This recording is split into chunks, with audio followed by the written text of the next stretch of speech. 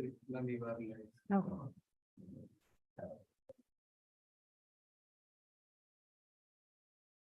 So the YouTube comments. YouTube comments.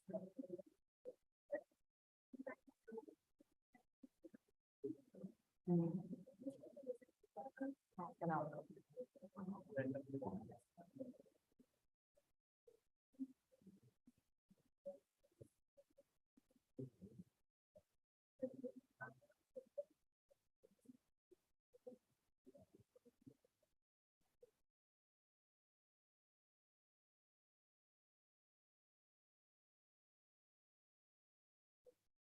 ठीक है, दिखते रहेंगे समय का। वो दिख रहे हैं। इसके उधर आता है, अभी आया नहीं है कुछ। पार्टिसिपेंट्स नहीं नहीं, आपने भी स्टार्ट नहीं किया क्या? Participant I can say start नहीं।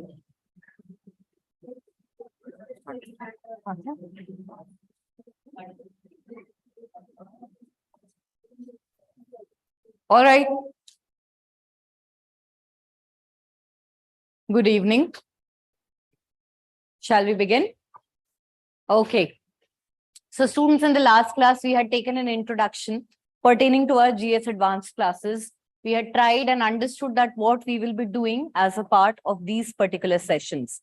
Since our focus will be on the mains examination, we are trying to analyze the various aspects in which any particular topic can be analyzed so that we can write good answers on the basis of same. Keeping that in mind, students, yesterday in the last class, we had done one question pertaining to the first topic of Indian history, that is prehistory. In prehistory, the only topic which is of substance, students altogether, is your rock art. Just a second. So,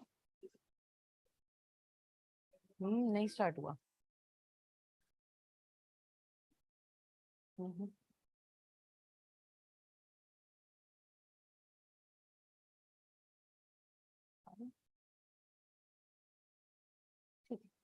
All right.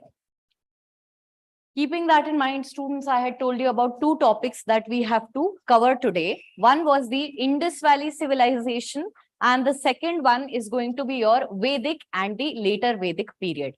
Before we start the discussion pertaining to IVC and your Vedic and later Vedic period, let me quickly refresh your memory by, we'll just see some important points pertaining to both of the topics.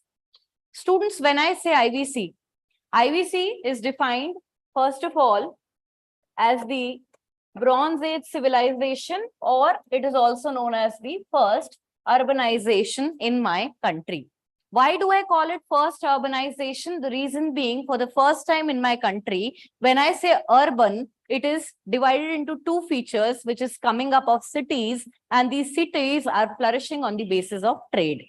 So urbanization has two aspects to it, which is town planning that will emerge into cities. And apart from that, we have extensive internal and external trade happening in the sites of IVC, and hence we call it first urbanization. The reason why we call it Bronze Age civilization is because we are using bronze. We have started preparing bronze. It is considered to be a technological advancement, considering bronze is an alloy. Okay. Apart from that, students, although we are using bronze, it is in a very small quantity. And apart from that, it is of very low grade quality. Okay. So these are the basic features that, basic definitions of Indus Valley civilization. Considering IVC, we have paucity of resources. Paucity of resources because it's a very old civilization. A lot of sites have been broken down. Their material has been taken for construction of something else. As a result, we are stuck with very less amount of sources, and because of which our view of IVC is not in entirety. Moreover, students, the script is not yet deciphered. However, the discovery of IVC was something that gave us a boost because it had happened during the freedom struggle in the decades of 1920. When the director of ASI, Sir John Marshall, had declared that they had discovered what we call IVC, it was a boost, it was a matter of pride for our country, especially at the time when we were being treated as second-class citizens in India. Keeping that in mind, students, the discovery is amazing and some standing out features are written right in front of you, which is town planning and cities. यही वो दो features हैं students जिनके ऊपर सबसे ज्यादा सवाल आते हैं. Basically, the questions that we get in IVC are pertaining to two sides. That is the question pertaining to urbanization, and the second aspect is pertaining to whatever seals, sculptures, etc. we have found. Although they are a part of art and culture, yet they are sources that help us in determining the social, political, and economic history during the first urbanization or IVC. Keeping that in mind, एक aspect तो अपने पास ये हो गया. दूसरा aspect क्या होता है, जो अपने को sculpture और सील्स मिले हैं, इनका रोटेशन हम देख सकते हैं कि भाई इनसे हमारे को सोसाइटी के बारे में क्या पता चल रहा है, इकोनॉमी के बारे में क्या पता चल रहा है, etcetera etcetera. Apart from that, students, आप लोग देखेंगे that when we talk about IVC, as I had told you, one thing that we can do is understand the transition from Bronze Age to Iron Age. जो aspects आ चुके हैं उनके question आपके पास हैं ही, and I am sure आपने अभी तक उनकी प्रैक्टिस कर भी ली होगी प्रीवियस ईयर्स की. तो हम उन एस्पेक्ट्स को पढ़ने की कोशिश कर रहे हैं जो आ सकते हैं, जिनको आपने ऑलरेडी प्रैक्टिस कर लिया, उसमें से हम कभी कभी एक दो क्वेश्चंस उठाएंगे. Otherwise we'll try and formulate something new as well. Keeping that in mind students, ये वाला क्वेश्चन तो आई एम श्योर आप लोगों ने काफी बार प्रैक्टिस कर लिया होगा. That discuss the features pertaining to trade planning, town planning and the extensive trade that had happened. However, when we transition from Bronze Age to Iron Age, then it is not necessary that we are going civilization wise. Hence, maybe if we go do that transition today, that would be a good aspect. So this is something that I had decided, transition from Bronze Age to Iron Age. One question. Second question, students, that we are going to talk about. Shweta, the class has started 2-3 minutes back only. Okay. Second question, students, that we are going to focus upon is going to be seals and sculptures. The reason being, it is a recurrent theme. Moreover, it is pertaining to art and culture. Okay. Apart from that, there is one question which we had found wherein the Greek and Mesopotamian civilizations ka comparison was asked. I'm sure you may have seen some sample questions online also. So I will not solve that question altogether, but help you write down 4 or 5 lines wherein you can make a comparative account whenever we are asked to compare them with contemporary civilizations. ठीक है भाई? Keeping that in mind, students, हम लोग अपने first question से start करेंगे. As I had told you, the manner in which the class will proceed is that you are going to give me your answers and then we are going to have a discussion. All right. I will give you a question. I'll give you good 5-6 minutes to think about it and write a proper answer. Don't give me suggestions that ये आ सकता है, ये आ सकता है. पहले आप formulate करेंगे answer. Once we are done with that, we will see multiple perspectives of writing the same answer. All right. That time suggestions are welcome, but one full answer you are going to prepare in the class itself. Okay. All right. The first question, students, is pertaining to IVC. Kindly write it with me.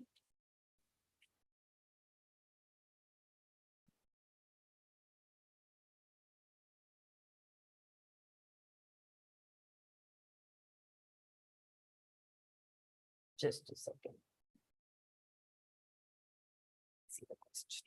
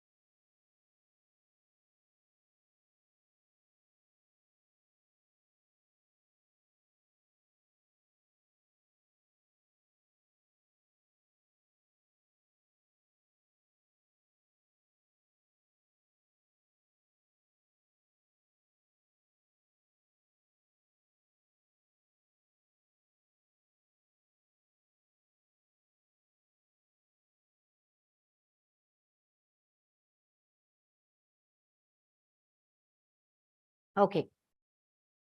So the Indian sculptures are an embodiment of the living tradition, of India's living tradition.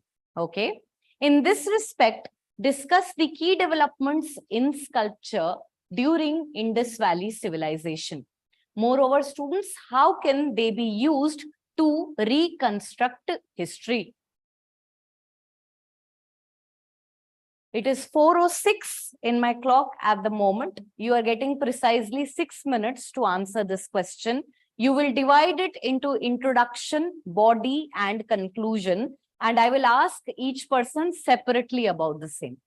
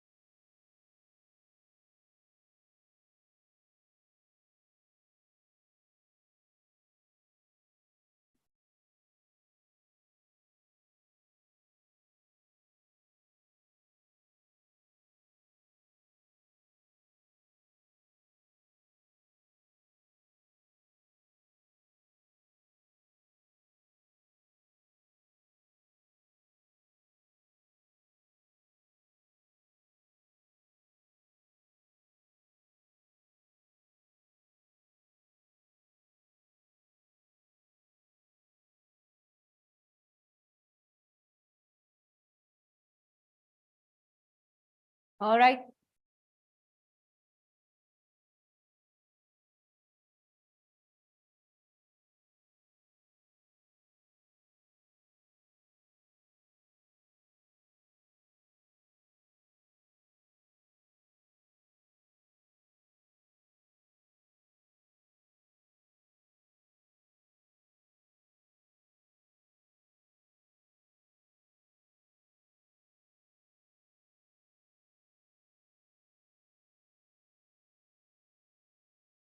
Shall we begin? Done? Okay. The question is relatively simple. You will be really lucky, number one, if we reach the stage of mains examination.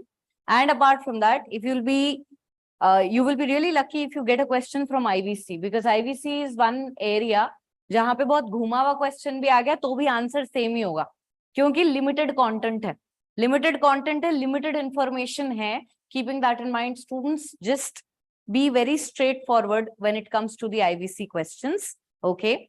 Moreover, before we start our exercise, I would like to say that exercise your writing hand with caution. Some people tend to be too poetic and some tend to be too conversational in nature. Either of the, going to any direction too much, okay, that would not be resulting in a good answer. So keep a fine balance between academic style of writing, but keeping it as a flow of conversation. Okay. So students, the question that is presented in front of you is talking about the Indian sculptures. Can you tell me what is a sculpture? What is a sculpture? Yes. Murtiyan. Murtiyan. Any idol, statue is a sculpture. Okay. Moreover, sculptures can also be wall mounted. Keeping that in mind, students, there are two subcategories of sculptures. Yes, freestanding sculptures and relief sculptures. If you don't know these terminologies, you won't be able to write it. These days, the questions are not pertaining to history, they are pertaining to appreciation of history. And there is only one segment that can be appreciated well deeply, which is art and culture. Hence, you get more and more questions from that area. The UPSC people want you to understand and appreciate Indian culture.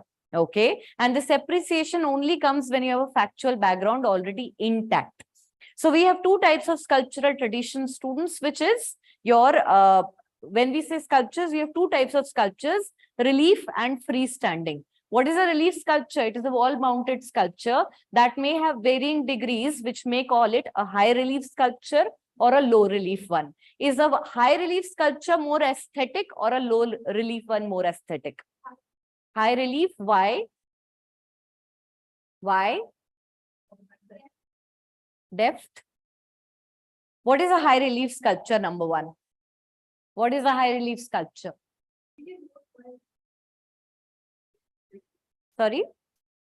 More protrusion. Okay. Any sculpture, आपने सांची और बारूद के panels की photos देखी होंगी, ठीक है? When we talk about these sculptures, these are number one relief sculptures because they are embedded in a background. Freestanding sculpture is a statue of Buddha, which we may place right here and we don't need a background to set it. Okay. Keeping that in mind, students, relief sculptures have varying degrees of protrusion. If it is very much embedded with the wall, we say that the artist had an aesthetic quality, but somebody who's able to create something which is coming out in a 3D manner and has more protrusion, then it is a high relief sculpture considered to be of more artistic skill. All right. So here, students, we have two types of sculptures. When I talk about IVC sculptures, are they relief sculptures or freestanding? They are freestanding sculptures. So this, when you talk about sculptural tradition, if you start by defining sculptures, that would also be a second alternate way. As far as I know, before even seeing your answers, everybody's introduction would be the keyword IVC. Okay, all of you must have defined it by IVC. It's okay. There's nothing wrong in it. We're trying to move above the average discussions. Okay, so sometimes what is the obvious keyword might not give you a good introduction. The question is more on art and culture. Look at it and talk about sculptures first. Okay, then You can also talk about that how it is traced back to the oldest civilization, one of the oldest civilizations, that is Harappan civilization. Then we can proceed further and talk about the second aspect of the question. Basically, if you look at the question, the actual question lies only in the third line. Okay. First line is just because I want to create an elaborate question so that you already feel scared and waste 30 seconds of your time to read it. Okay. Then second part of it is actually more towards, what you can define in your introduction or what you can write in your conclusion. Because as you can see in both the lines, I have told you, number one, it is still a living tradition which can sway your answer specifically during the conclusion.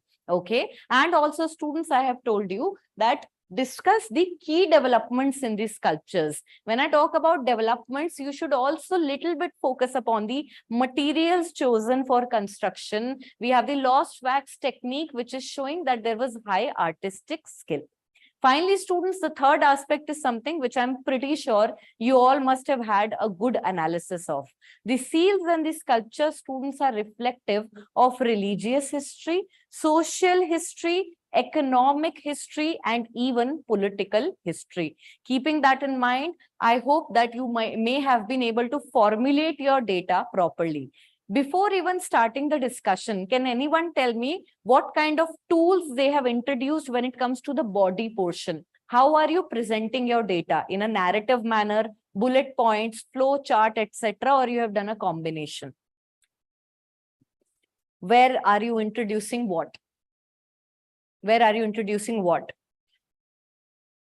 Presentation gives you marks. Yes. Starting with the narrative and then going for, okay. Maybe I personally feel, students, you can use a flowchart here as well, because there is social history, economic history, political history, and then multiple examples to write in that. Just one way of doing it, because the answer can turn very lengthy when we talk about the sculptural representation ka depiction also, and then when we are talking about social, economic, and political history. So use flowcharts, especially in those areas and those questions wherein you know more data. Okay, but you have less word limit. Chaliye, introductions.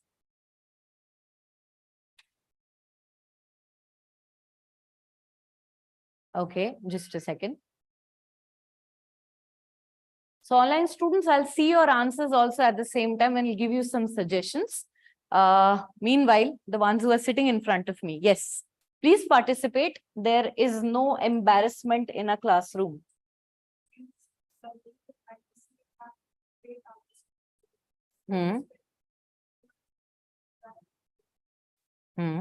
We can say that. We can say anything actually. The point is that how are you writing it? So the idea is that when we look at the question, all of us get many ideas. But when we actually take the pen and the paper and start writing, and I time you 5 minutes, then your answers go blank. Okay. This is the class wherein you will learn this. You will sit with me and get to that point wherein ma'am मेरा तो pen shake कर रहा है, मुझे तो point याद नहीं आ रहे. मैंने आपको थोड़ा सा इंट्रोडक्शन भी दिया, क्वेश्चन भी समझाया. अब आप लोगों को रीड आउट करना पड़ेगा. Ma'am, this is my introduction. And since you're in front of me, I will memorize that this is the writing style of the student. Please. बेटा थोड़ा आगे आके बता दो, मेरे को आवाज नहीं आएगी, बहुत फैंस चल रहा है. हाँ जी.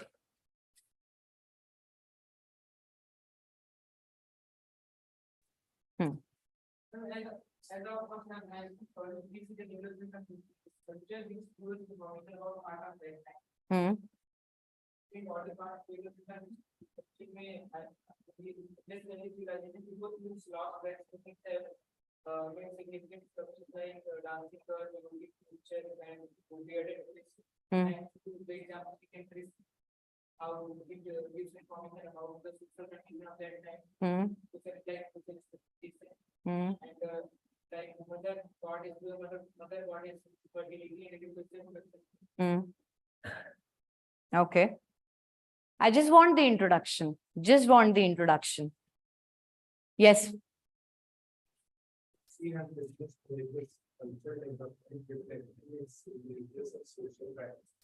which are apparently foundation even for contemporary. Okay.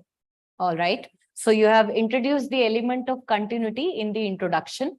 Okay. What else? So Shweta has also written an introduction. The Indian sculptures are embodiments of its living tradition as they showcase the tradition, culture, and rituals and practices that were prevalent in the historic times and have significance in the present times as well. See, there's nothing wrong in it, but the idea is that why waste so much space repeating the same point which is written in the question?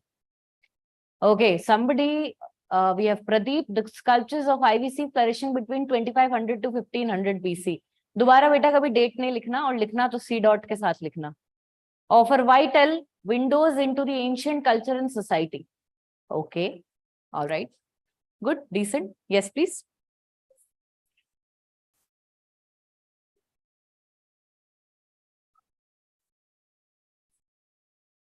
Okay, all right.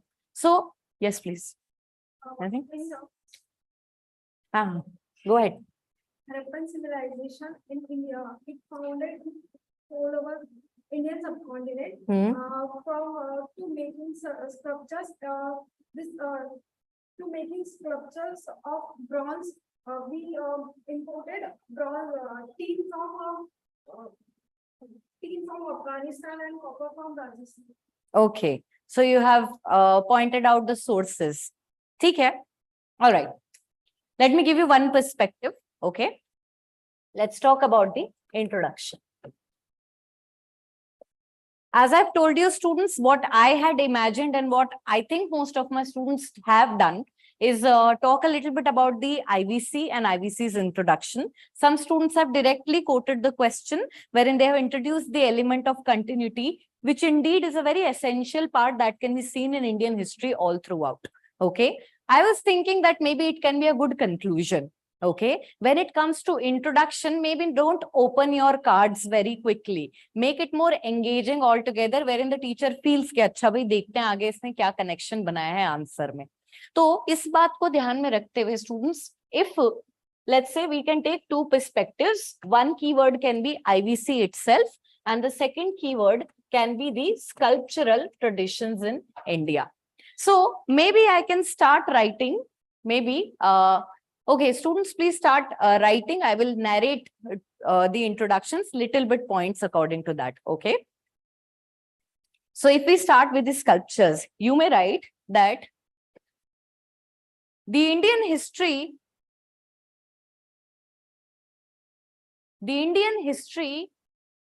is replete. The Indian history is replete with examples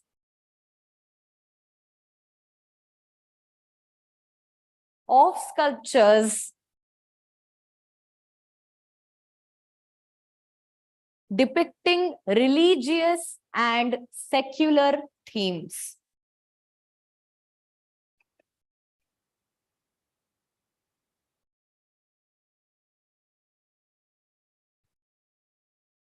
This living tradition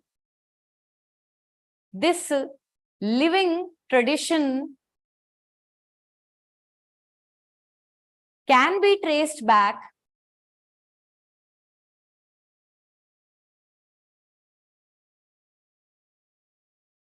to the oldest Indian civilization, which is IVC.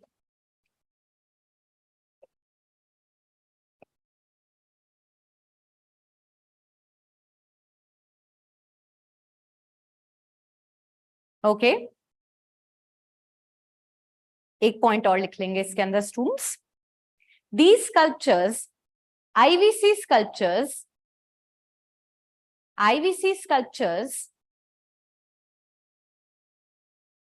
are freestanding sculptures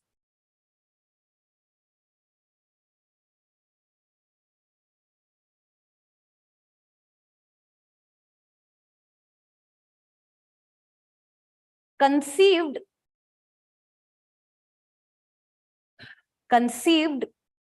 with a remarkable artistic skill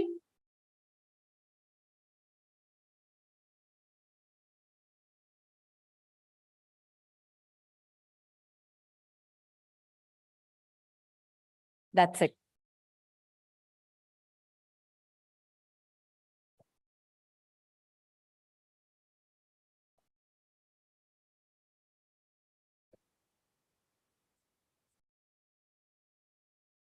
All right, one way. Second way.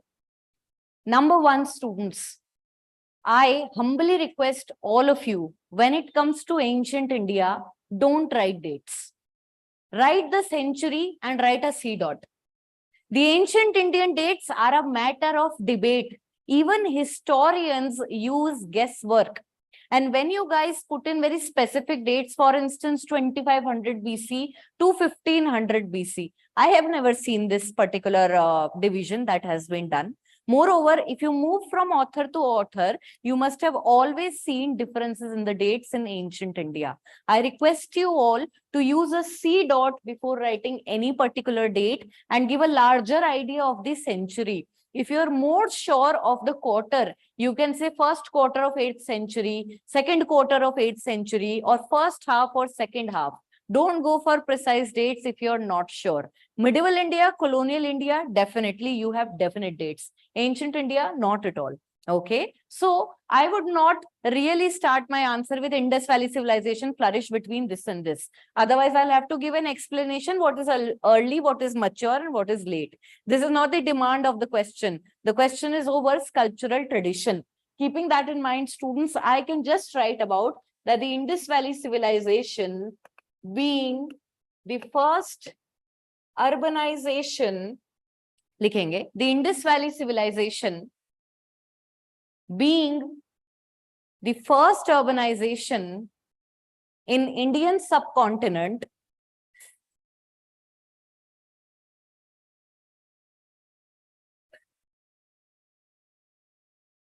is reflective of diverse craft practices, is reflective of diverse craft practices. Sculptures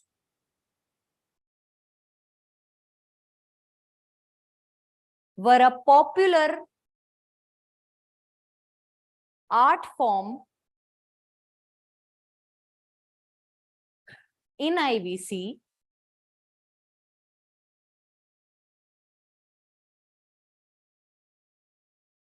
which helps us in decoding socio-political and economic aspects, socio-political and economic aspects of this period. All right.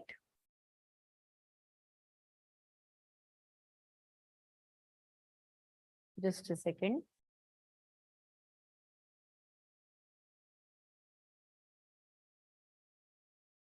So Pawan has also given an introduction. I will keep on sharing what other students are also writing for your peer enhancement. Sculptures are a way to express social and cultural aspects of any society. They reflect living values and emotions and are helpful to understand them. Okay, it's fine. The introduction is fine. Little bit grammatical error at the end of it. Yes, I said that you should not mention the year. In case there's a specific line, beta, that you don't understand, kindly ask me. I'll repeat it in English. I would like to apologize. Hindi is my mother tongue, so I tend to speak in it. All right. IVC is one of the oldest civilizations, and artifacts excavated in is main tool to decipher history of the time, since we cannot decipher the script. Kaveri beta, it is little bit out of context. You either talk about IVC plus sculpture or just about the sculpture. I don't think I'm buying it. Okay, one more. One of the very old civilizations of the world has left us some of the sculptural marvels which are second to none of that time. But don't make such tall claims. And I told you that you don't have to sway towards poetry. All right. So you start by simple basic definition of IVC. All right. So students, as I have told you, always look for another way while you're enhancing your answer writing hand. When we talk about history, what happens is we have this closed blockade in our head, because the school pattern in which we have been taught, wherein we had to just produce the answer in any way, that is not something which is the demand of UPSC. They want you to apply Indian history, to learn from it and to replicate the same when you are actually in these services. When you talk about the legal profession, it is nothing but quoting previous cases on the basis of which they will win the current case. When you talk about doctors, it is nothing but studying the past cases because of which they are going to treat you. Similarly, when you talk about the kings and the queens of the past, the very first thing that they studied was the history of their land, to understand what their predecessors and their enemies may have done wrong or right, and not try to repeat it. Keeping that in mind, it is nothing but obvious for an administrative officer to run through Indian history, because you will have to present your country at every stage. You are the face. Okay, so please try and appreciate it, which can be done in two ways, as I've pointed out to you. Either the discussion of IVC, and the second one, students, would be this cultural tradition. I would say it would look more academic if you use things like freestanding sculptures and try and define them. Okay, proceeding further, students, let's move towards the second part, which is the body. Yes, please. Anji, who's ready to share? There are two aspects to it.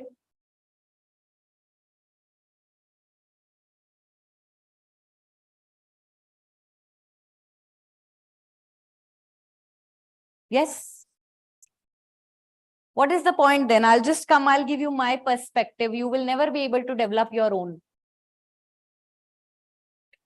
Share. Standing parade, bronze sculpture was found and Nataraj dancing stage. Okay. The both were made out of bronze and small toys of stone and bronze. Okay. But there are some portions here which are factually incorrect. It is not Nataraj, it is Pashupati. Okay. No worries. We'll just change it. Hanji beta.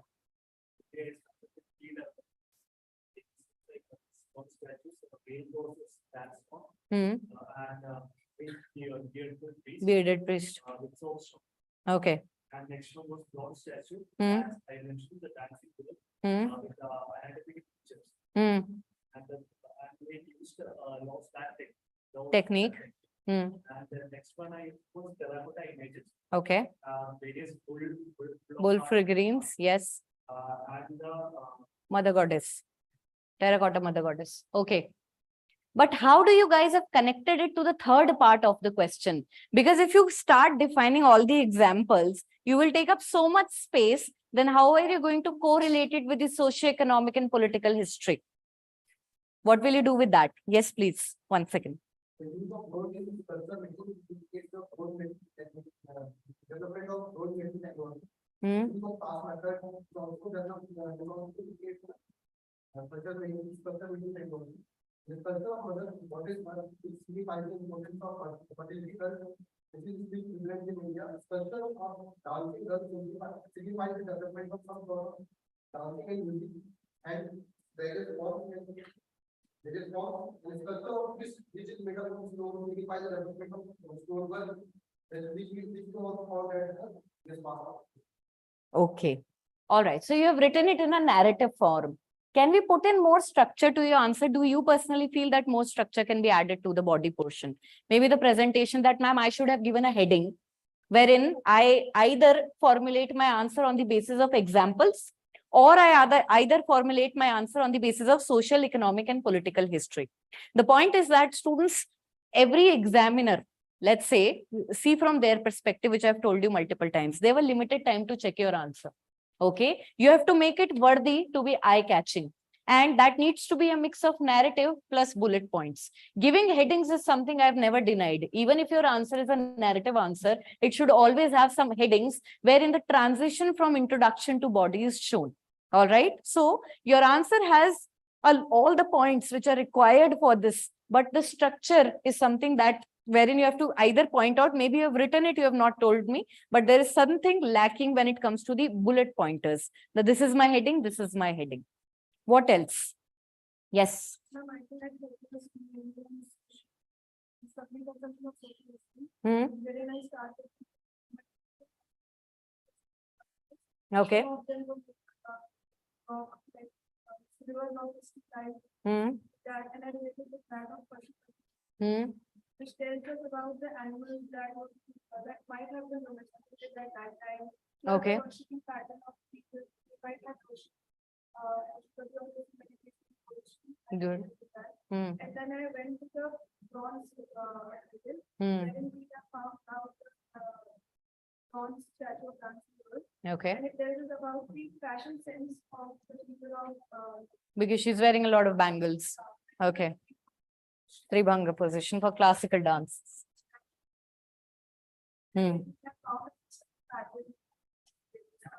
Trefoil pattern, embroidery. Yes.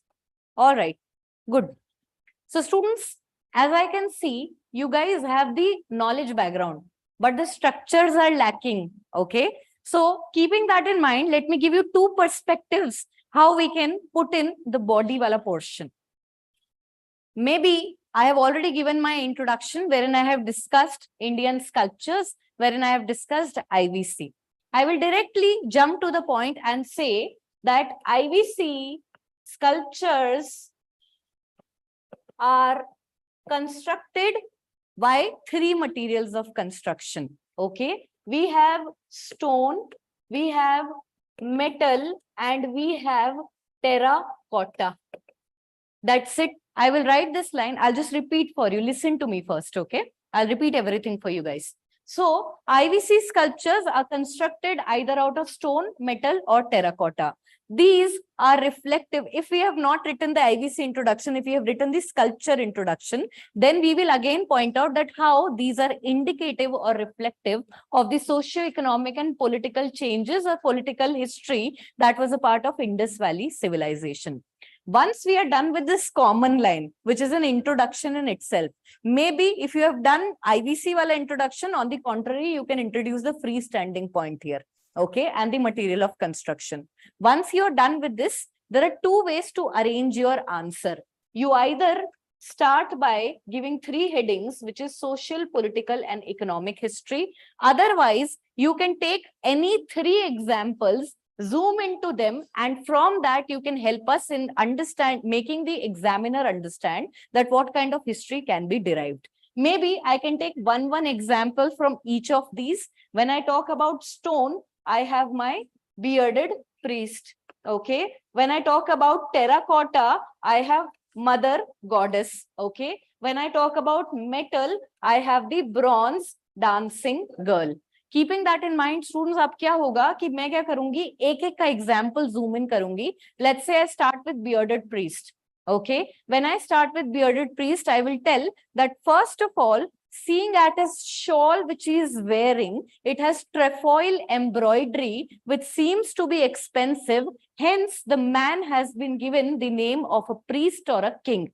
ठीक है? His very heavy shawl. You cannot afford if you're a poor person, okay? So the heavy shawl is something which is reflective of his economic status, hence the term beard or priest. This is indicative of the political structure, because if he is a king, then we have a monarchy possibly. However, nothing is clear in IVC. Kindly don't make it a fact altogether. It is a statement that can be questioned, all right?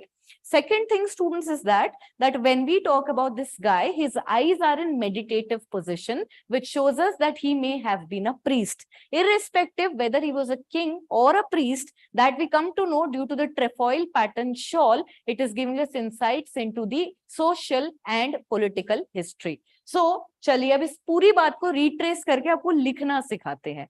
The bearded priest is a fine. The bearded, okay, I'll just narrate it. Start writing. First, I'll give you the common line. Okay, then we'll divide it into aspects. IVC sculptures were constructed. IVC sculptures were constructed in metal, stone, and terracotta. In metal, stone, and terracotta.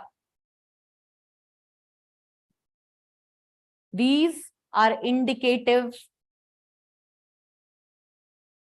No, just change this line. These help us in reconstructing multiple aspects of IVC.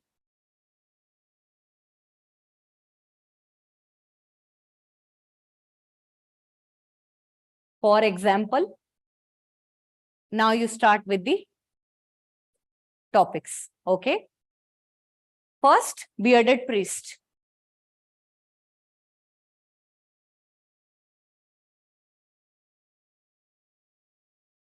Bearded priest is a excellent stone sculpture,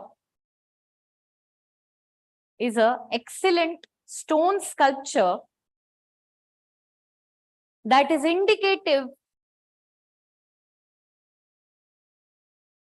of the socio-political history of IVC.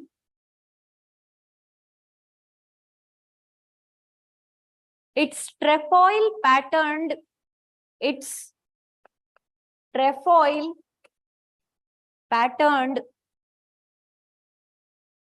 embroidered shawl.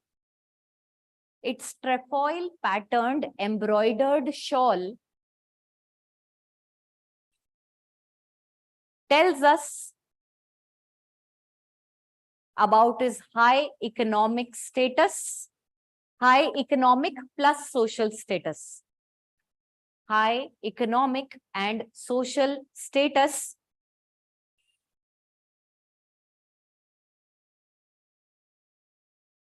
That's it. Full stop. Second, mother goddess is another, yes.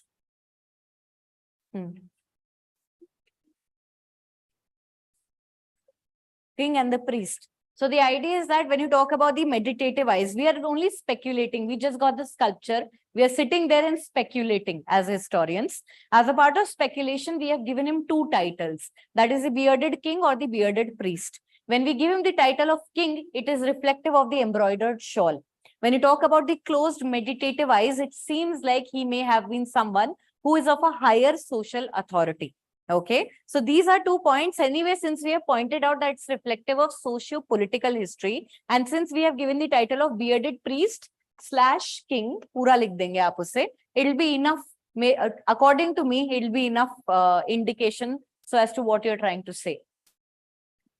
Second, students, when we talk about mother goddess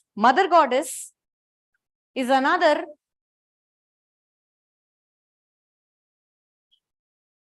terracotta made sculpture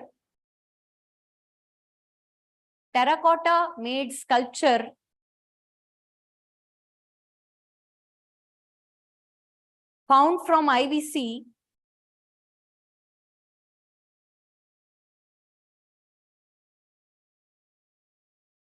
which indicates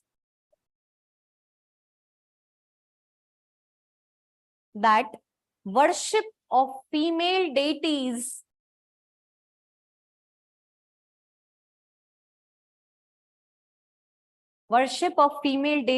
and fertility cult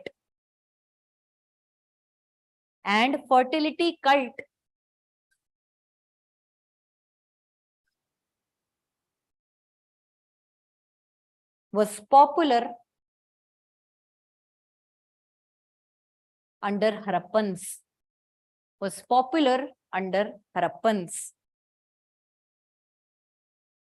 Third example, bronze dancing girl.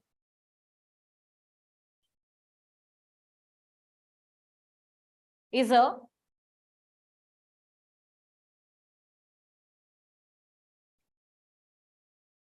metal,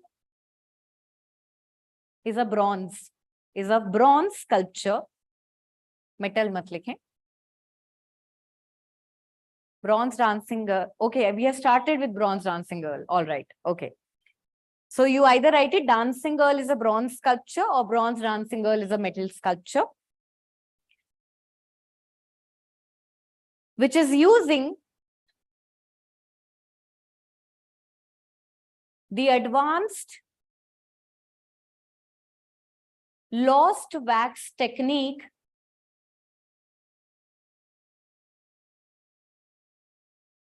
full stop. This sculpture shows us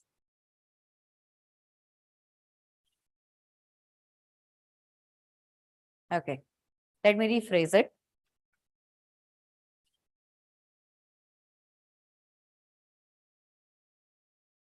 This sculpture indicates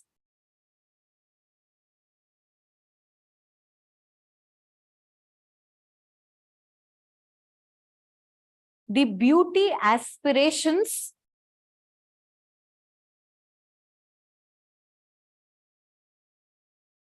comma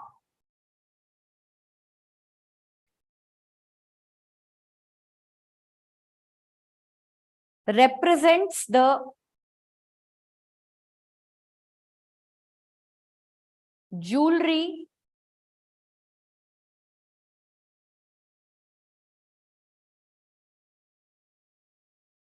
and its position. नहीं ऐसे लिखेंगे and the manner. Okay, I'm sorry. This is the third scratch. This is the last one. And the posture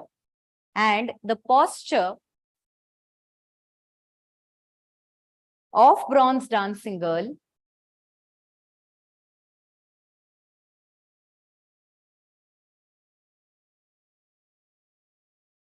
is a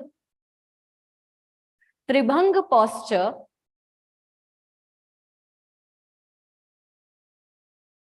which still continues in classical dances. So we have understood that there is some socio-political information. We have understood that there is some religious information. And from here, we have understood the advancement in the metal technology and some aspects into the cultural aspirations of wearing a lot of jewelry, number one. Apart from that, we have also seen that we have a reflection of the Tribhang posture, which is a feminine type of posture, later to be used in multiple classical dances. So this all is reflective of multiple sources through which, multiple information which we can use to reconstruct the history in this particular time period. All this can be gathered together to formulate a conclusion at the end. The second aspect, students, is that, which I'll tell you a little bit quicker, that is what I assume as social history is something wherein I come to know about the maybe role of women. Okay, maybe I come to know about religion. Okay, keeping that in mind, when I talk about social history, I'll just change my headings. But when I give the heading of social history, automatically, I'm again going to talk about Mother Goddess. And I will say that a sculpture from IVC Mother Goddess is reflective of the key religious practices wherein the Harappans believed in fertility cult and female goddess worship. Okay, so the same thing put forward in a different way. When I talk about the political history, at this point of time, I will talk about the presence of a priestly class or maybe a king, which is indicated by a stone sculpture called the bearded priest or king, whose embroidered pattern, first of all, tells me the advancement in textiles. Number one. And the second thing is that when I talk about this guy, due to the heavy embroidered shawl that he has wore, we can see that he has an elevated economic and social status in the society. Third thing, students, when I again talk about my economic history, then the best example would be of bronze dancing girl, since the lost wax technique to create bronze sculptures is a rare phenomena altogether. Moreover, students, this bronze dancing girl, apart from the highly artistic and technological achievement, is also giving us insights into the female aspirations of wearing a lot of jewelry. Okay. And apart from that, the feminine postures that are a continued tradition in Indian classical dances. Same points done in a different manner. You can choose either. Moreover, students, after writing this line, you can also give a small subheading that reconstruction of you can give a heading, reconstruction of IVC through sculptures, and start giving examples. The same heading can be used for social, economic, and political history. Your answer should not be devoid of small subheadings, otherwise the direction goes altogether. I sometimes understand if the need of the question is very open-ended. Let's say when we are talking about Indian art preservation, heritage, etc., then you don't need to give headings, but here it could be a very very good option altogether. Moreover, the same points, what we have written here via pointers, can also be shown as a flow chart. Okay, flow chart is a quicker way of presentation. Okay, chaliye. Let's talk about the conclusion of this particular question. For conclusion, let me tell you, there is a good hint in the question itself, which is saying that the sculptural tradition is still a living tradition in India and trace its development in that context to IVC. Keeping that in mind, students, we can talk about the element of continuity and change when it comes to sculptural tradition in IVC. This element of continuity and change is reflective in the fact that, first of all, the themes which are depicted in IVC are still the same themes, especially in the context of mother goddess. Do we still worship fertility cult? Do we still worship female goddesses? Do you think mother goddess can be associated with any cults in contemporary times? Yes, it is the Shakti cult. Okay, when you talk about the Shakti cult, it is also associated with fertility. Do you know about Kamakhya temples? Do you know about Shakti peeths?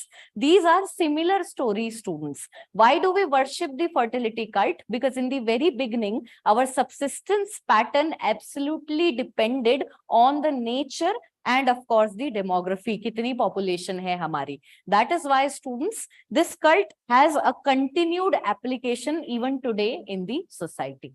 All right. So one jargon that can be used is of continuity and change reflected in sculptures. When we talk about change, of course, later on there is more artistic skill which is represented. Here you can give a comparison of the mother goddess to the Chola sculptures, because the Chol sculpture, students, are extremely refined. In fact, you can also talk about, compare the mother goddess sculpture, which is crude in conceivement, to any other sculpture of Mathura Gandhara School of Art or Amravati School of Art, which are very well refined. Okay, so continuity and change में continuity of themes, change की अगर बात करें तो more refinement in the aesthetic quality is coming. Moreover, the above examples are very indicative of reconstructing the socio-political and economic history. So that fact which you have anyway elaborated in the body so much, just reiterate it with one point. On the other hand, to give an edge to your answer, you can talk about these elements of continuity and change, wherein continuity is in reflective in the context of themes, whereas change, when we talk about it, it is in the aesthetic quality. This is one way that I would have done. Anything that you guys have in your mind? कि ma'am ये भी हो सकता है. Anything? Okay, then you write the conclusion quickly with me.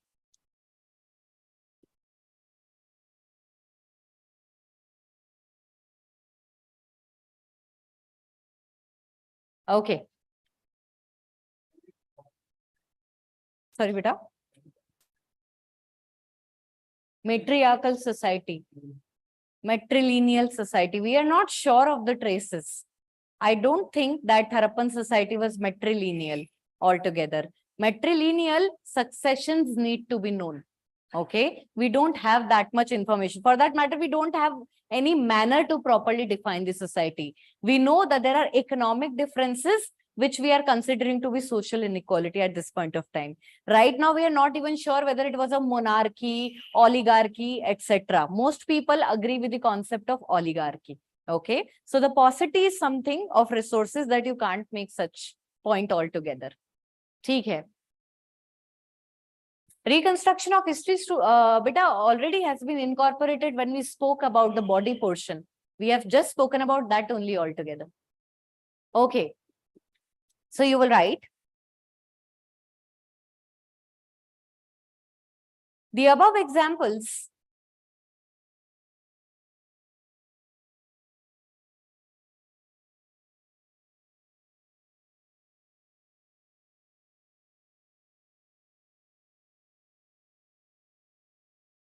show an element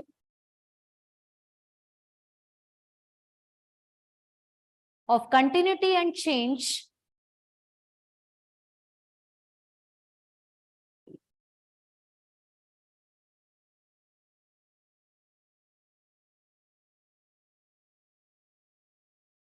full stop.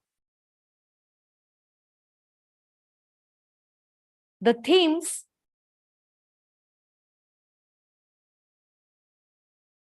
such as depiction of fertility gods,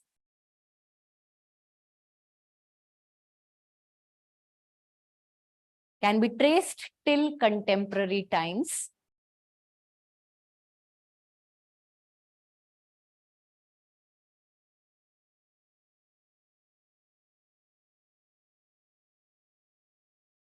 However, as we progress in time,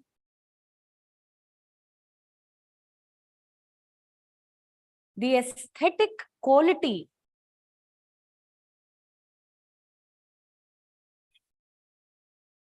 of these sculptures inevitably gets refined.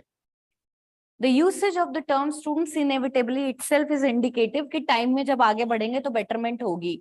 सबसे पहले phone Nokia के बने थे, आज iPhone है, तो ये चीज भी हमने रिफ्लेक्ट कर दी कि हम कोई बुराई नहीं कर रहे. We are just trying to say that the aesthetic quality till the contemporary times is getting much better. Alright, so this is a change that can be seen, and moreover you can add one more line that also all of the examples, okay, also the detailed study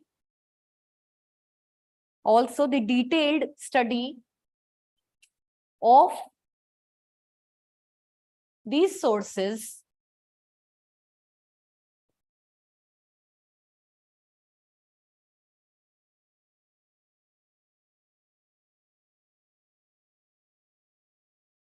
one second. Mohit, the question beta is not on town planning, it is on sculptures. So we are not giving example of upper town, lower town, and social stratification. Yep, please repeat the last line for me.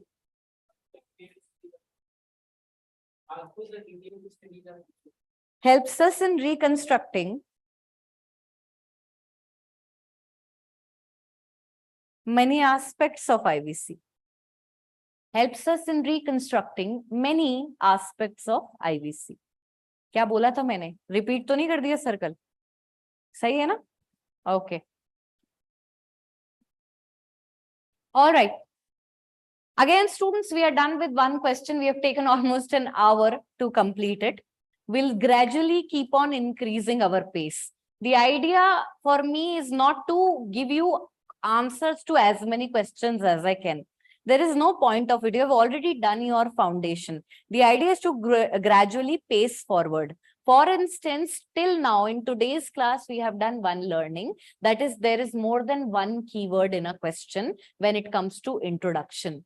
If you have good information and you know that topic very well, try and use that artistic skill. 20 में से क्या 5 ही 6 ऐसे question आएंगे जहां आपको short 80% से ज्यादा content आता होगा, तो उनके अंदर की मेहनत मैं आपको सिखा रही हूँ. बाकी एवरेजेस में क्या होता है, we pick the keyword and write 3-4 lines about it. The last line should be in such a manner that the body portion is connected. Second thing, students, that I focused upon till now in this question is the manner in which you should present your content. If you're doing it too much in a narrative way and underlining everything in the end so that the teacher will see it, that is not possible. At least a basic structure of socio-economic political history or maybe through examples must be given. Until and unless it's a essay type question, such as history repeats itself, give examples, then probably we will go with narratives and no headings are required. Rest, every answer, try and give as many subheadings as possible. It gives a very good direction to your answer. Okay. All right. Ma'am, we can also include examples of terracotta card ships. Definitely you can, beta. The idea is that I've given you just one perspective here, taking the most obvious examples. Otherwise, if you're writing a generalist answer, then you can take as many examples as possible. But what I have done is I've chosen the 3 best ones and elaborated it more. Many ways to write the same question. Okay. Proceeding further, students, let's talk about the next question.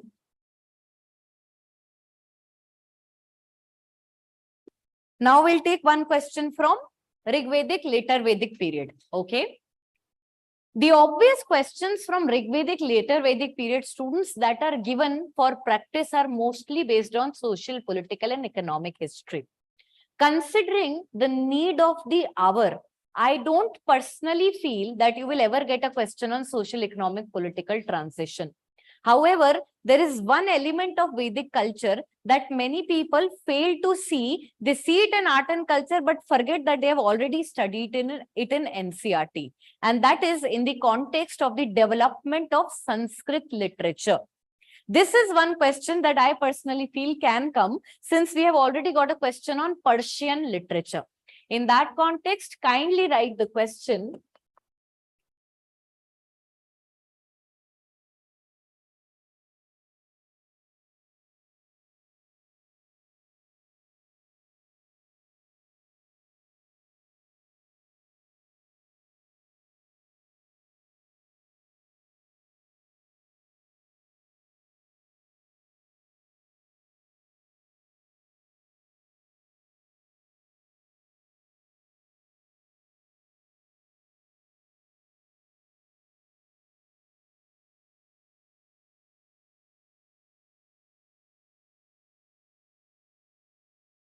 Trace the development of Sanskrit language, theek hai, with special emphasis on Vedic literature. Let's see what innovations can be done by my students.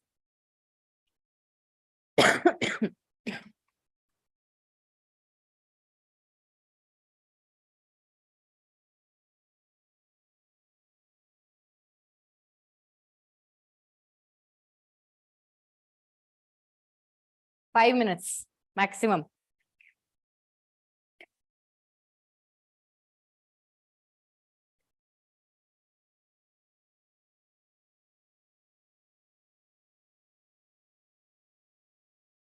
लिखो लिखो.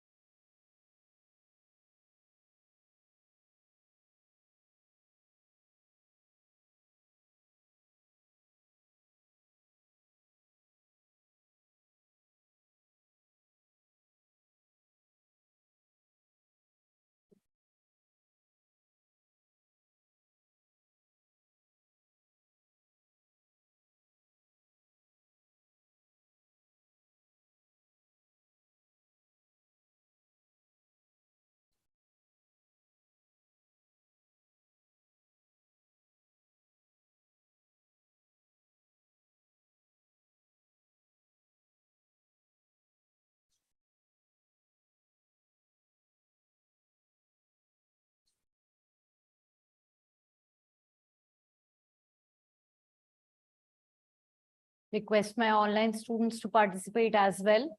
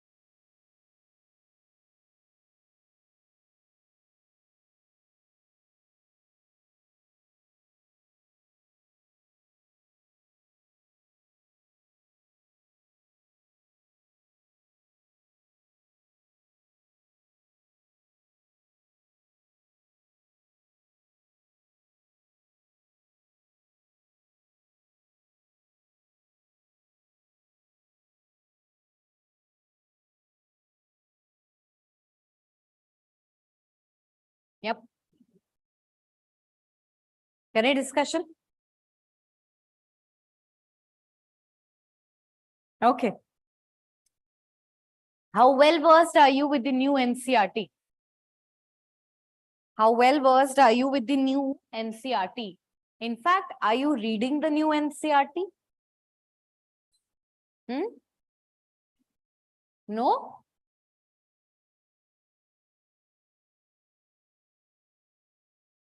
Okay. There is a guy known as Al-Biruni. He has said something specific about Sanskrit language in India.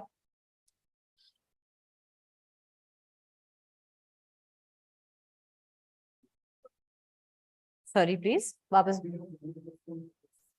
Language of learned person and quote.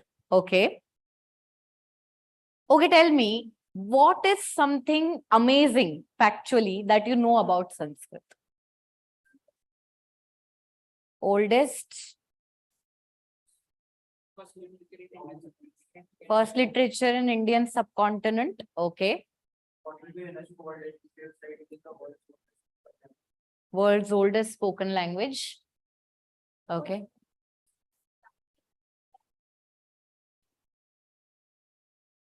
That is not Sanskrit, beta. That is not even a language. That's a script is only different. Alphabetical is script. So you can't use Sanskrit starts from Vedic period. Okay? So that would be incorrect. Okay. Yes. Very good. Perfect. We have defined one key term. Okay. Let me tell you something. In 19th century, India experienced nationalism. That nationalism was driven by Macaulay's Minute of 1835, which led to introduction of English education in India. It is said by the historians that English united India at a time wherein there is a lot of linguistic plurality. But even before English had touched our land, there was one language which had transcended the barriers of geographical location in Indian subcontinent, and that is Sanskrit. Sanskrit can be found in North India, South India, West India, East India. Yes? This is something, students, which is considered to be very different considering the multiplicity of regional languages. However, it will be important to note that Sanskrit was the language of the elite. Al-Biruni, in his book Kitab al-Hind, points out that Sanskrit was the jurisdiction of the elite Brahmins and the normal masses used to speak in Pali and Prakrit. These are some important, ये सब चीजें क्या होती है, आपको habit आएगी इनको याद करने की, प्रैक्टिस से आती हैं ये चीजें. And these are some lines from which I can start my answer. If I am able to grab their attention of my examiner in the first or two odd lines, consider yourself to be getting above average marks. Okay. So don't go with too much appreciation. and don't demean also your culture. However, the points that I have told you right now, none of them are boastful. I started with the first point that the language has transcended the barriers. But at the same time, I humbled myself by clarifying that it was not the language of the masses, it was the language of the elite, as I come to know by Al-Biruni. Both of the lines, students, seems academic, taken from NCERT. Only two books I have recommended to all my students who have attended my classes: NCERT old, NCERT new. I don't recommend any historian to you. You have to be a generalist at history and write decent answers to clear the examination. So this is something, students, which is written in a box wherein we have the information about Kitab al-Hind. Okay, kindly utilize the new NCERT ka thoda bahut information as well. So I think I have given you a good introduction, direction with respect to the introduction, wherein first point has been pointed out by him that it is something which is associated to the Indo-Aryan group of languages. And in the Indo-Aryan group of languages, the oldest language is Sanskrit. Instead of saying it is the oldest language of Indian subcontinent, पता नहीं क्या claim करूं, क्या नहीं claim करूं, तो सबसे सही claim ये बनता है that it is the oldest language of the Indo-Aryan group, and the earliest specimen in this language is the Vedic literature belonging to the Brahmanical religion. Okay, लिखेंगे introduction.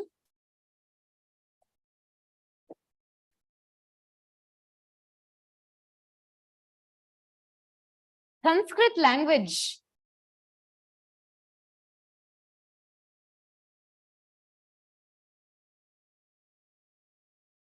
is the oldest language of the Indo-Aryan group.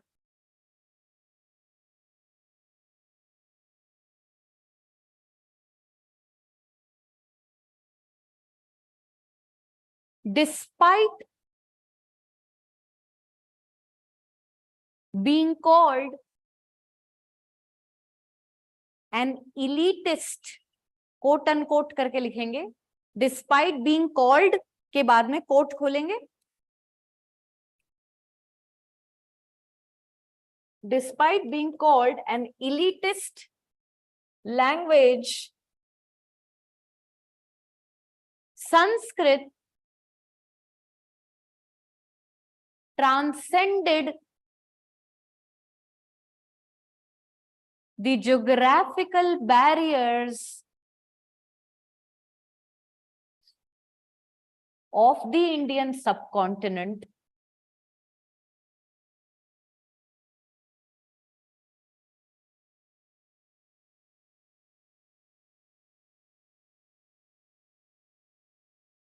Comma लगाएंगे, where it was used to produce Brahmanical, Buddhist and Jain literature.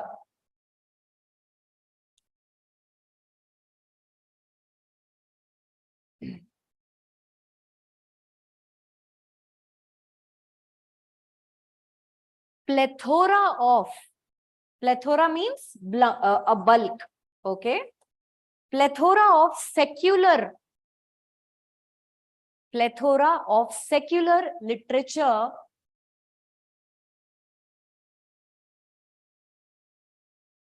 is also produced in this language. So students, there are multiple things, as you can see, which I have helped you identify in the introduction itself. To which group does it belong to and why it is the oldest of that group. Second thing, we have understood that it is not the masses language, it is an elitist language, yet it has transcended the geographical barriers of the country, reaching in all the directions. The reason being, religious and secular literature was being produced in Sanskrit language. In that context, students, our direction and focus is specifically on one thing. Irrespective, in my introduction, by adding 2 more lines, I have shown to the examiner that I know the end-to-end development of Sanskrit language. Okay, proceeding further, I have my body portion. When I talk about the body portion, it is something wherein you should start with an introductory line. So as to how the oldest specimen of Sanskrit language is the Vedic literature, which is a religious corpus defining the Brahmanical culture. After that, it's on you. अब तुम लोग बताओ क्या क्या भरोगे इसके अंदर, क्या क्या लिख सकते हैं? फोर वेदास. बताओ मुझे वैदिक लिटरेचर में तुम्हारे अकॉर्डिंग क्या आता है? फोर वेदास लाइन से बताओ.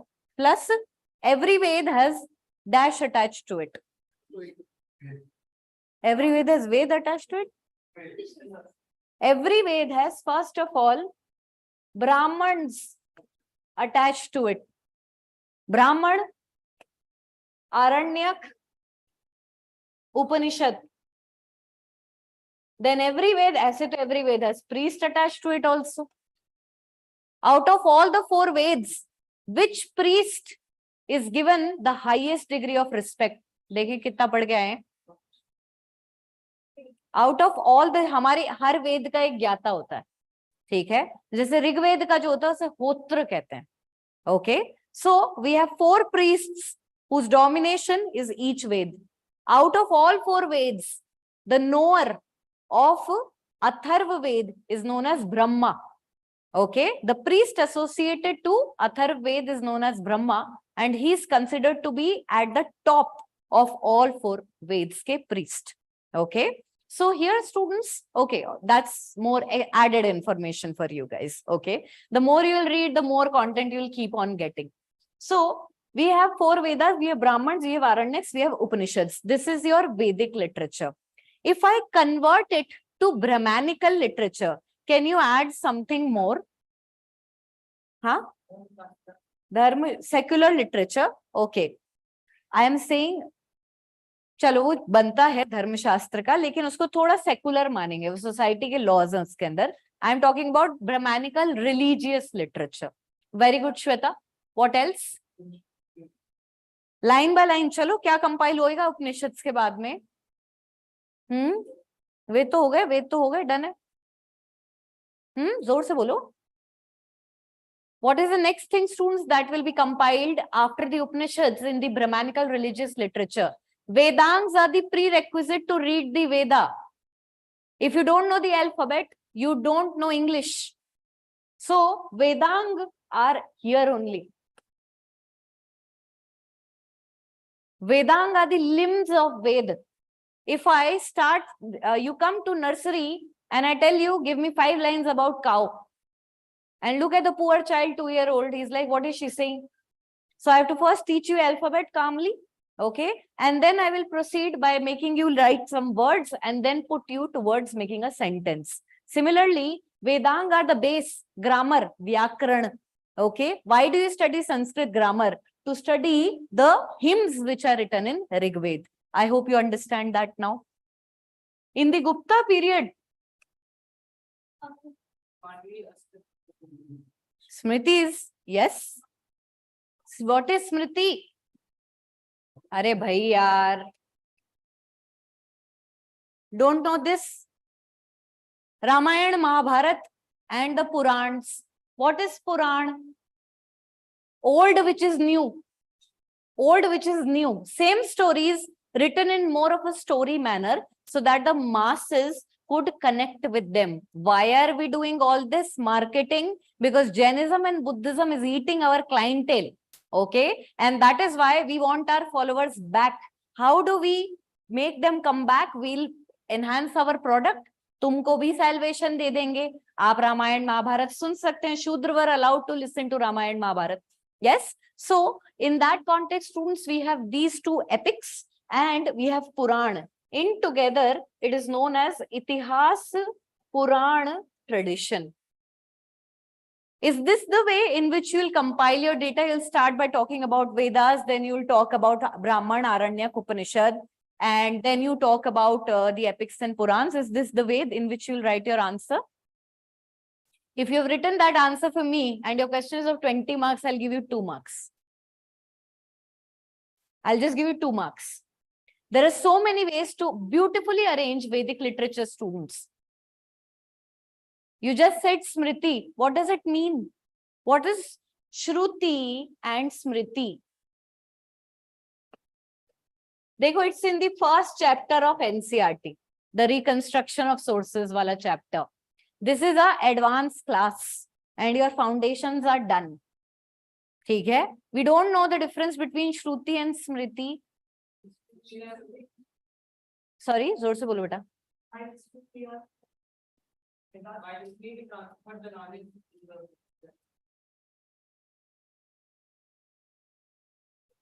Okay. When we talk about the Vedas, it was suggested, students, that the Rishi Munis, the sages, were revealed this information in their dreams by God himself. That which is heard, Akashvani. Samajh mein aaya? Shruti. Vedas are literally the reflection of God's word. This is what historically that has been come down upon us. It is suggested that the rishis, the sages, used to get information and knowledge revealed in their dreams by God himself. That which is heard from the mouth of God was converted into Vedas. Hence, Shruti literature incorporates Vedas, Vedang. Apart from that, we have Brahman, Aranyak, and Upanishad. These are all your Shruti, that which is heard. Okay. Apart from that, students, we have Smriti, that which is remembered. This is passed by oral tradition. Ramayan गाते रहते हैं, याद हो जाती है. ठीक है. महाभारत को फैलाने का तरीका क्या था? हमने महाभारत की प्रिंटिंग करके बांटी है क्या? प्रिंटिंग प्रेस कब आई है? पोर्चुगीज लेकर आए हैं. ठीक है. So how are we transferring knowledge, students, at that point of time when paper was introduced in India by Delhi Sultanate? We had a culture of oral literature, that is, keep on repeating the same points. Okay. And this is the manner in which we have passed down our historical information. Hence, students, here we have epics and Puran. We have epics and Puran here, and they are also known as the Itihas Puran tradition. If you don't remember by any chance the third chapter of NCERT, Puranic history or Purans contain information about dynasties and genealogical history. In fact, in the third chapter, there's a point given that Indians lack a sense of chronology. And to negate that fact, it has been pointed out that Purans contain datable information, no base, no clarity. ये तो शुरू के 5 chapter है. Do we know such classifications? We know it now. You can start your answer on this manner, students. ठीक है. Second aspect in which, okay, let's do that first. Right, give a heading of introduction. Introduction, sorry, we have written. Give a heading for body. So right now, by the way, what is the need of the question? Shruti versus Smriti, Shruti and Smriti, or only Shruti? Do we need to write about Smriti literature? Not at all. It is not asked. Vedic corpus, the end of Vedas, which are known as Vedang, are nothing but Upanishads. Okay. So give the heading of body.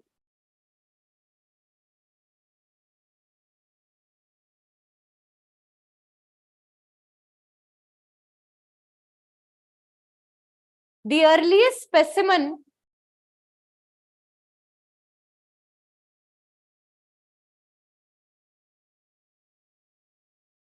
of Sanskrit language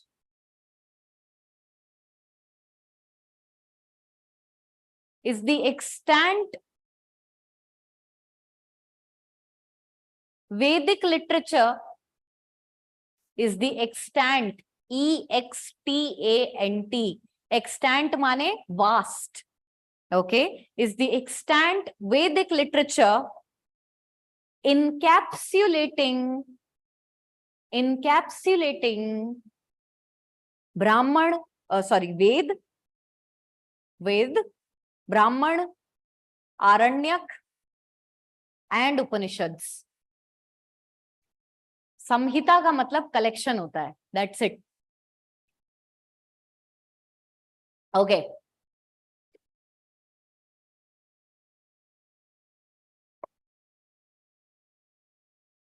This is also defined as Shruti literature. This is also defined as Shruti literature.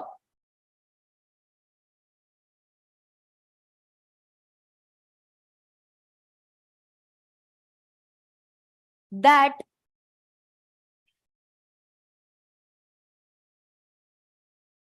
which was revealed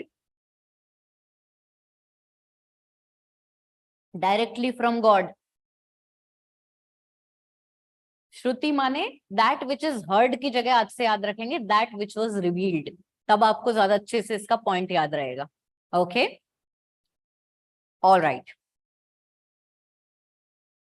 अब क्या है देखिए, simply एक है boring robotic data बनाना मत शुरू कर देना कि ऋग्वेद में ये लिखा है और सामवेद में ये लिखा है, इसमें ये लिखा है, उसमें वो लिखा है. तुम्हें आंसर लिखना है, तुम्हें नोट्स नहीं बनाने हैं. ओके, नोट्स बनाने होते सीधे सीधे सबका इंफॉर्मेशन देने लग जाओ. My word limit is 250 words and I have a time limit as well. इस बात को ध्यान में रखते हुए हम क्या करेंगे, maybe we start by explaining the variety of themes which are covered in Vedic literature and then give one example to define the jurisdictions of Vedas, the difference from Brahmans, Aranyaks and Upanishads. It will be very important to note that you can put emphasis on the changing themes from Vedas to Upanishads. Can anyone tell me what is a major difference between a Veda and an Upanishad? Very good.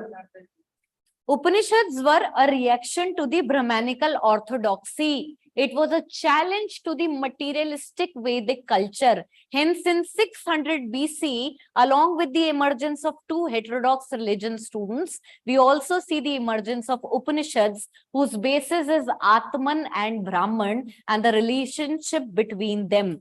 जीवात्मा और परमात्मा का क्या relationship है, इसके ऊपर speculations किए गए हैं उपनिषद में. भारी एग्जिस्टेंशियल और मेटाफिजिकल सवालों को उठाया गया है उपनिषद्स में, जैसे कि who am I, how was the world created, what will happen when I will die. Okay, so these are something very different. When I talk about the Vedas, they are talking about rituals and sacrifices. Ashwamedh, Vajpayee, Rajasuya, नाम सुने कभी इनके? What are these? These are Vedic rituals performed by the kings to acquire legitimacy to rule. Okay, so can we do an analysis wherein we try and tell them about the books also, but create a story around it so as to how the themes have changed even when we walk from one type of genre in Vedic literature to the other? Do you think that that presentation would be little bit better in comparison to just writing down the account ki Brahman mein likha hai, Aranyak mein likha hai, etc.? Yes? Do you have any other way to, this is one way that I have told you, do you have any other way that ma'am ye bhi kiya ja sakta hai?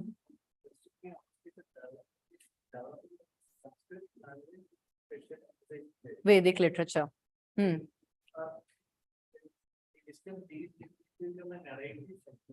Yep. But the development means phrase development means I think chronological order how it developed from Vedic to the later Vedic period. Got it? Yes. So the idea is that we have to anyway move from the Vedas to the Upanishads. Also, you can start by saying that Rigveda was created in the Rigvedic period. Okay. Or we can start from that how the transition from the Vedas to the Upanishads, which are compiled between the Rigvedic period to the period of second urbanization, show a change in themes. In this, when it comes to the development of Sanskrit literature, you have already tackled it in your introduction, wherein you have pointed out the varied themes and the varied religions which are writing in Sanskrit. In fact, not only religions, We have even pointed out that there were secular themes because of which the books are created. We can't write everything in one answer. I understand your perspective. I have given one. You have given the second one. Had we not written that introduction, your body, the manner in which the body will flow is correct. Okay. Can we add standardization of language grammar by Panini's Ashtadhyayi, ma'am? Definitely you can. You can talk about the Vedangs being the basis of your Vedas. There are so many aspects, students. I can give you one or two aspects here. If you sit down with me, I can write 50 answers for the same question and keep on discussing the same with you. Okay. But the idea is that I can give one or two good perspectives here. One of the best ways to make it look a little bit classier is when we show even a thematic change within the Vedic literature corpus. Okay. चलिए लिखना शुरू करेंगे.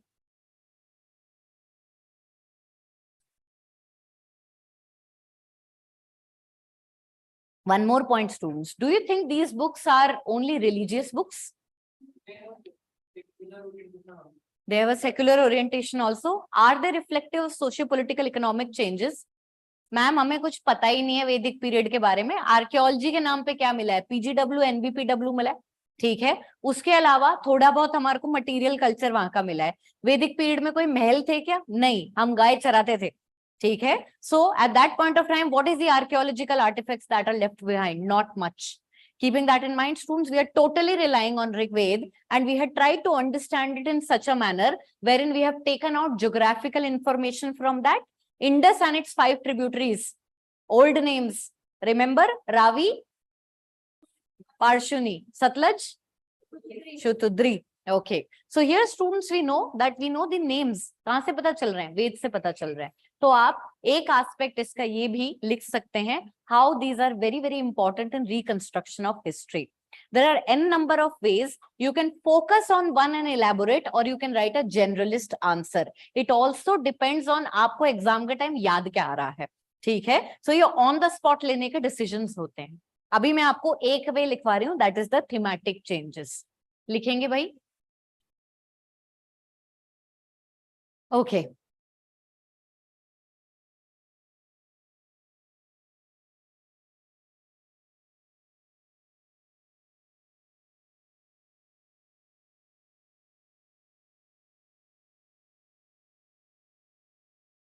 Can you tell me the last line which we had written? Defined as literature that which was rebuilt directly from. Next point, a literary survey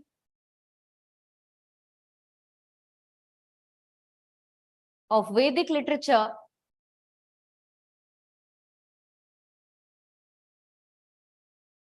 somebody is writing on Instagram, on YouTube that ये सब पढ़कर बेवकूफ मत बनाओ, UPSC ये नहीं पूछता. लिखिए. लिखिए. Okay. Repeat the line for me, beta, quickly. A literary survey of Vedic literature reflects a change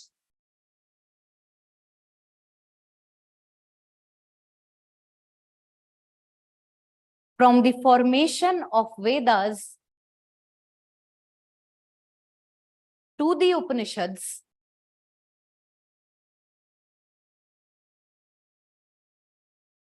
which were compiled between circa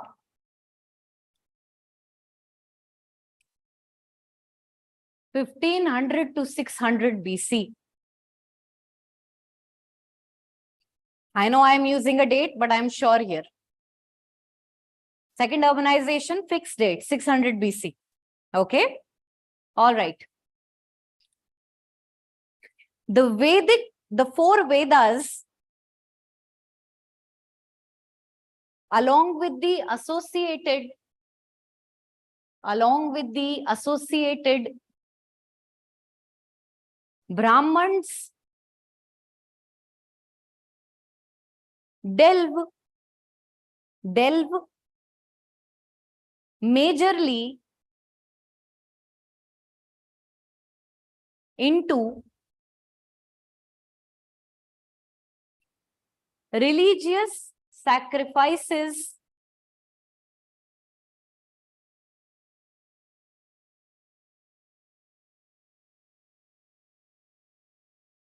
and their social explanations. If you would look at this line again, I have carefully mixed the definition of Vedas and Brahmans here. Why? What are Brahmans, students? Can you quickly tell me what are Brahmans? Explanation of the rituals, the social significance of the rituals that we are conducting in the Vedas. Okay. And what are Vedas? Barring your Atharva Ved, all three Vedas are containing prayers and hymns. Apart from that, Yajurved specifically contains a lot of rituals. Okay. So, keeping that in mind, हमने Vedas को define किया. Vedas में Vedic literature यानी कि मेरे 4 Ved plus Brahmans, and I have focused on the point that how these are reflecting rituals, number one, and apart from that, how these are showing us information or social significance of these rituals.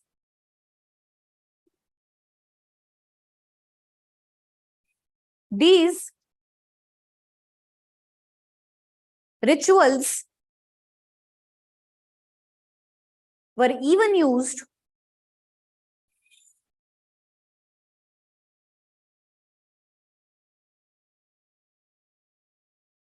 now. There's a war going on YouTube. Okay, these rituals were primarily used. These rituals were primarily used for materialistic gains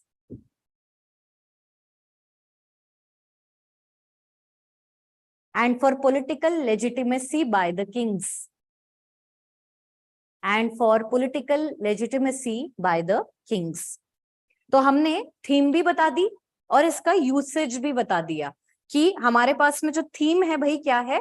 theme है मेरे rituals और उनका social significance. Usage क्या है? राजा इनसे religious legitimacy कर रहे हैं और इसके अलावा जब कम्युनिटी वर्शिप हम कर रहे थे तो मटेरियलिस्टिक गेन्स की एस्पिरेशन के साथ उसको किया जा रहा था. However, as we proceed towards Aranyaks and Upanishads, however, as we proceed towards Aranyaks and Upanishads,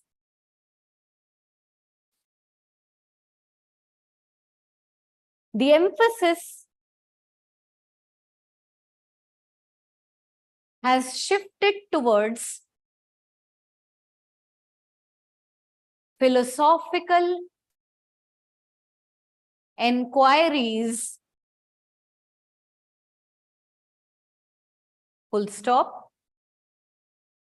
Upanishads specifically highlight the concepts of Atman and Brahman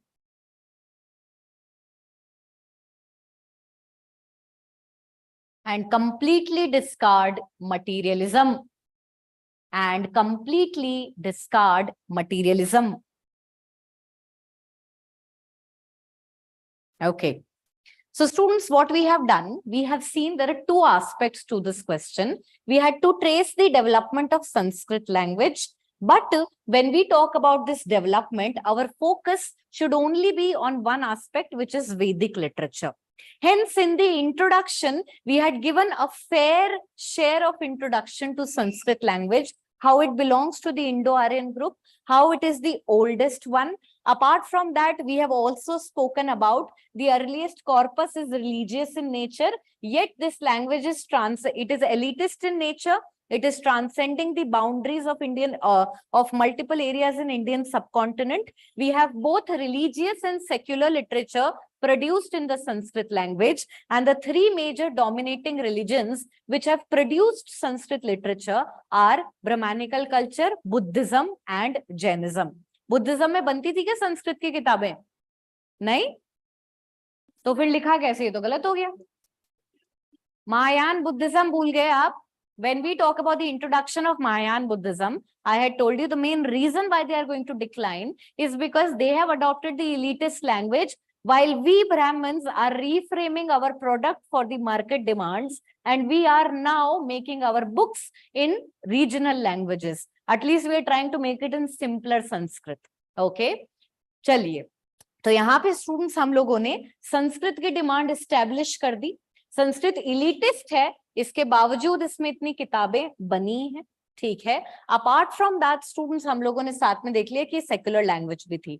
आप लोग चाहें तो कंक्लूजन के अंदर ये भी बता सकते हैं that what were the golden phases of development of Sanskrit in the ancient Indian period. Even before you do that, can you identify what were the golden phases for the development of Sanskrit literature? Gupta, perfect. उससे भी पहले कुछ था. कुषाण नहीं. Time period सही है, कुषाण सही नहीं है. In the end of Mauryan Empire, Satavahanas का official language is Prakrit.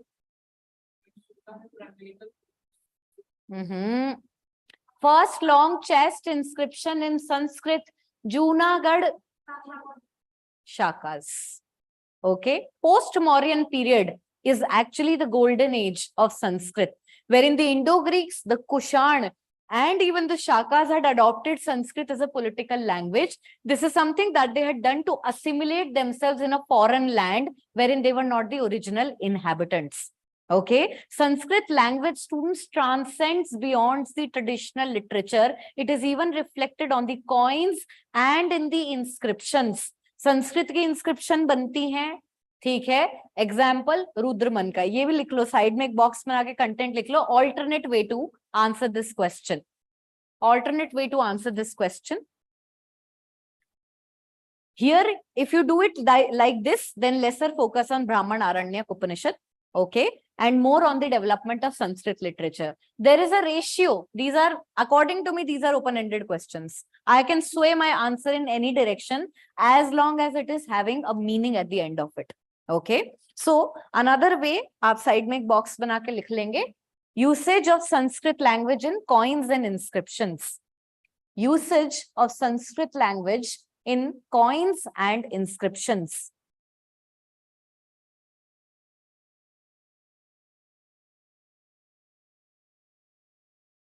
Coins करके लिखेंगे. कॉइन्स में एग्जाम्पल है Indo Greek plus Kushan coins. Indo Greek, Kushan and Gupta. Important coins. Indo Greek, Kushan and Gupta. Inscription Junagadh प्रशस्ति ऑफ रुद्र दमन. जूनागढ़ प्रशस्ति of Rudra Daman. One more point with respect to the development of Sanskrit language. It was the official language of Guptas. माने administrative document Sanskrit में बनते थे. समझ में आ गया? Official language of the Guptas. Mauryas की क्या थी?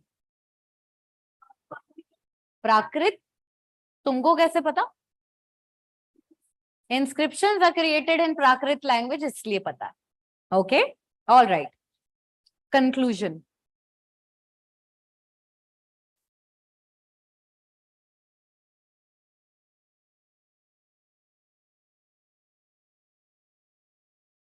The above examples indicate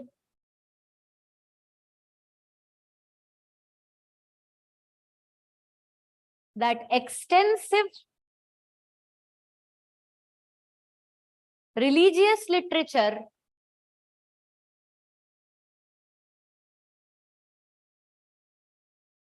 has been produced in Sanskrit. Full stop. With the passage of time,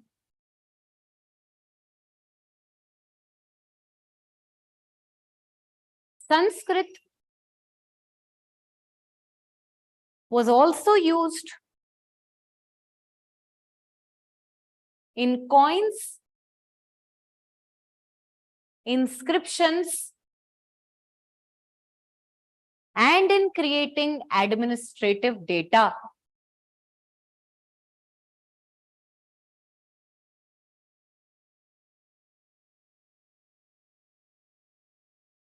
full stop. Hence, the ancient Indian period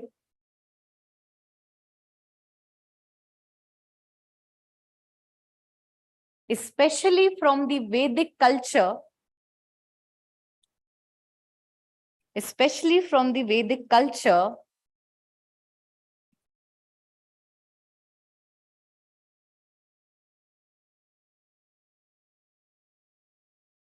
can be seen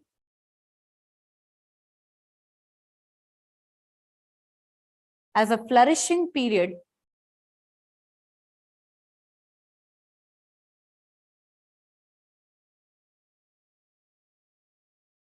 for Sanskrit,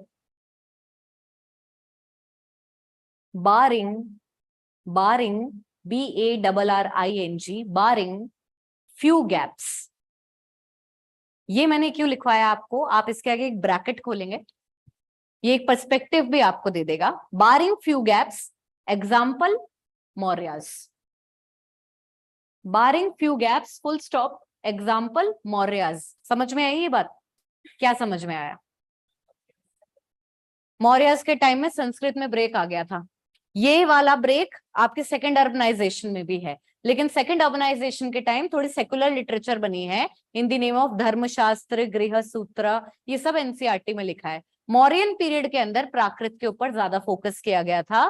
more over students in the Mauryan period the primary faith of the centralized empire was Buddhism, and Buddhism students never really utilized Sanskrit at that point of time.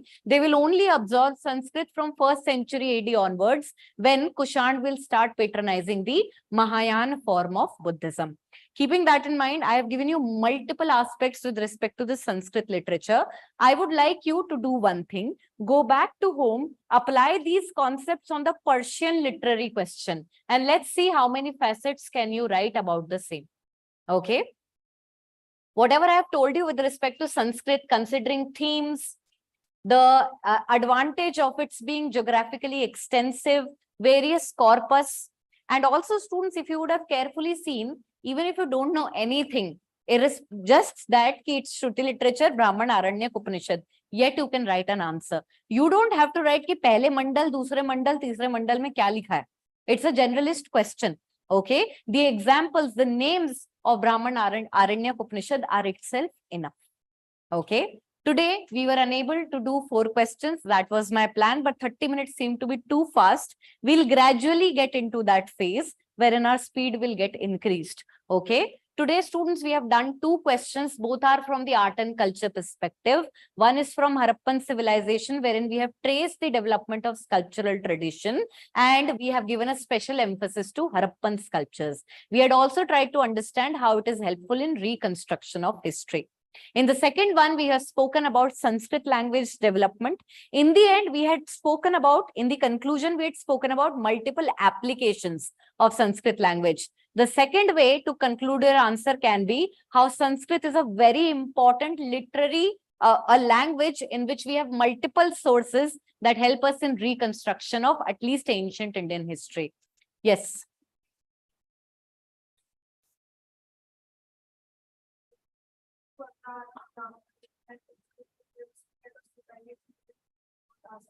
Yep. So basically that the concept is more economic beta in nature. किसी भी conclusion में क्या लिखा जाए, ये तो बहुत generalist है. 1 second, Pawan. Okay, so what you are saying is an economic application wherein the Brahmins are spreading eastwards, because these were generally those people, if they settle down in one area, they will attract more people as a part of the caste system. And there we will have agricultural, what you can say, revenue villages that will be created in the names of Brahmadev and Agrahar. Also in South India, so they had even their self-governance system, which was known as Varyam system. So I think it goes more into the direction of economic history, whereas in this question, the development is more about Sanskrit literature. So maybe not a very great point. Okay. किसी भी question के conclusion में क्या लिखा जा सकता है? बेटा ये जनरलिस्ट है, बहुत ज्यादा आपका सवाल. मेरे ख्याल में इस टाइम में आपको इसका जवाब नहीं दे पाऊंगी. Let's do few more questions and then we can probably come to some generalistic points कि भाई filler words क्या डाले जा सकते हैं. Okay, so students, this is it for today. I would like to tell you that for the next class, you will have to study about Jainism and Buddhism. You will study about Jainism and Buddhism. Second urbanisation में महाजनपद और Iranian Macedonian invasion पे question नहीं आते हैं, ठीक है. Question आएंगे Jainism Buddhism पे. Okay, so will study about Jainism and Buddhism. With respect to Mauryas, you will study about Ashokan inscriptions and his Dhamma policy. Next class we will target 3 questions. Okay, so Ashok and Dhamma policy and inscriptions. And third, students, in the post-Mauryan period, you will specifically study about Sangam literature. These are the 3 topics that I will be taking up in the next class. Her manner से अपना दिमाग घुमा के आना कि क्या question में डाला जा सकता है. धीरे धीरे धीरे हम क्लासेस में आगे बढ़ेंगे, आपका पर्सपेक्टिव वाइडर होता रहेगा. Okay, all right. Jainism Buddhism, Ashokan inscriptions and Dhamma policy. Ashokan inscription and Dhamma policy. And third one is Sangam literature. Theme regarding Persian literature question. But it's a question of GS1 2020, I guess. Okay, you just Google it. Theme क्या जो सवाल होगा उसके according answer देना. Yes, definitely you should have a combination of old and new NCERT. Beta, I have told my students multiple times the same thing. You will get more wider perspective. Moreover, it is easier to read the new NCERT instead of Romila Thapar. Admin. All right, students, anything else? 6th to 8th, 6th class is in the new NCERT. 6th is ancient India, 7th is medieval, 8th is colonial. 9th, 10th, it's generalistic plus world history. 11th, it's world history. 12th, we have 3 books, one of ancient, one of medieval, one of colonial. आपकी श्रद्धा के हिसाब से सिर्फ 12th की भी पढ़ सकते हैं, वरना 6th to 8th भी पढ़ना. All right, students, any more doubts? I'll see you in the next class. I've already told you the 3 ones. Sanskrit language is in news due to Vasudev Kutumb. Yes, and the India-Bharat issue also going on. Do understand about the historical significance of both the names. Next class, ask the admin. Okay. Thank you.